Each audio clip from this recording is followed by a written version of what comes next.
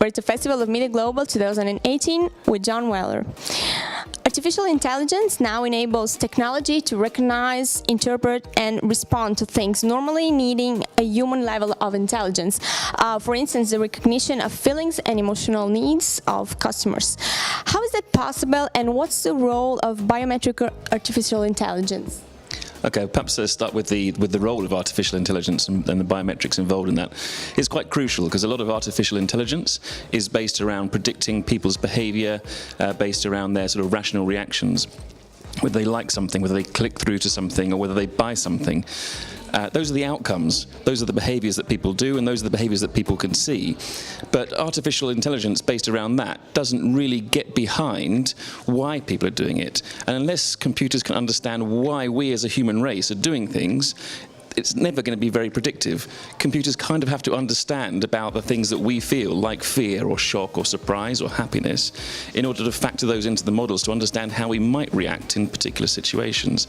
So the role of incorporating emotions into artificial intelligence is really to teach computers in some way to feel what it is to be a human. I'm not sure artificial intelligence can really feel, but we can teach them to understand whether we're happy or whether we're sad, and can act accordingly, just as we do day to day to each other. If you see someone crying, you modify your behavior depending on them, and either reassure them or try and find out what's wrong. If they're laughing, you try to find out what the joke was. You change your behavior. And I think that's the way computers to work in our lives in artificial intelligence. It'll be necessary for them to understand us, or react to us at least, in the way that we behave through our emotions. How do we do that? It's quite tricky, and it's a little bit difficult, and there's many different methods. But one of the non-invasive ways that we use at CrowdEmotion is to measure people's faces, because throughout our sort of human evolution, a lot of our communication is non-verbal. A lot of it comes through our face, whether people are nodding, whether people are smiling, whether people are frowning or confused or shocked or surprised. Often, how we're feeling inside is coming right through to our face, almost instantly. It's like our face is linked to our brain, and we can see how each other is reacting to things very quickly. So we're using a technique that records people's faces, how they change. We link that back to a database of faces that we have, that we've collected, and they've been donated to us, and to teach the computer and the algorithms to be able to get a sense of whether that person in that moment is happy, or perhaps sad, or angry, or surprised, and things like that. That's how it works. How can this technology be useful to improve customer experience? Could you give us some practical examples?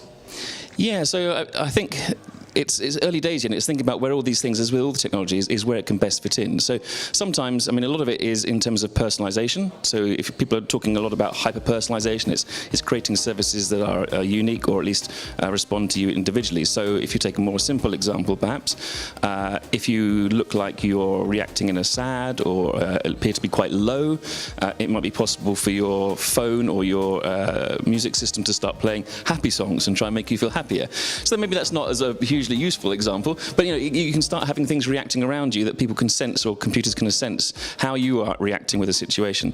And likewise, similarly at customer service, obviously at the moment we often talk to people, but as computers become better, or artificial intelligence becomes better, they can help understand if you're feeling lost, how important that is, like thinking at robots at airports, for example, pointing out where to go. So there's lots of useful ways that artificial intelligence can interact with humans to help make the experience better than simply just a Google search or a Google Maps. You can incorporate how people are feeling and that like that.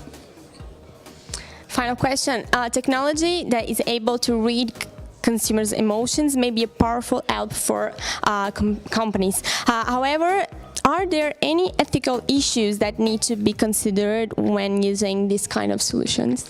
I think, as we've just seen recently with the big scandals about data and ethics, people are increasingly worried about how data can be used and how much information is shared about people. As our company in CrowdEmotion, one of the main things we've always had as a banner is people first. And our ultimate ambition is that, and what we believe the direction will be, that as our devices on us, either phones or some other device that comes along, edge computing will have greater processing power in our phones. We will be able to, for example, then be able to measure people's emotions on our own devices, and then we will be able to choose to whether we share that information to other companies to help improve the services. Like now, in some ways, we agreed to allow, for example, Google to assess our location, to provide location-specific information. What we hope will happen is that we'll be able to provide person-dependent emotion data that will help provide services that react to the emotions.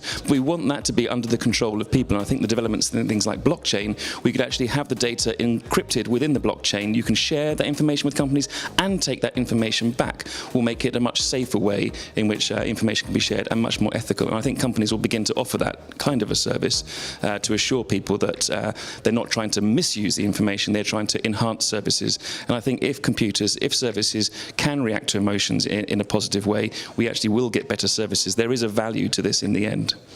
Thank you so much. Thank you.